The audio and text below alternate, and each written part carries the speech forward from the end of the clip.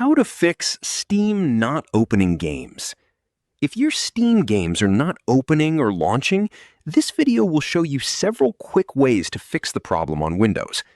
First, close or minimize Steam and press Windows plus R to open the Run dialog. Type steam:///flushconfig and press Enter. This will refresh Steam's configuration and clear temporary Steam data. Next, open Steam, go to Library. Right-click the game that won't launch and select Properties. Click Installed Files, then select Verify Integrity of Game Files.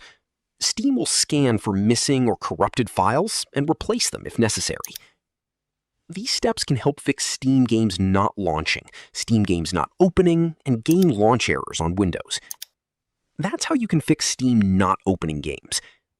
If you find this video helpful, click on like, share, and subscribe for more videos.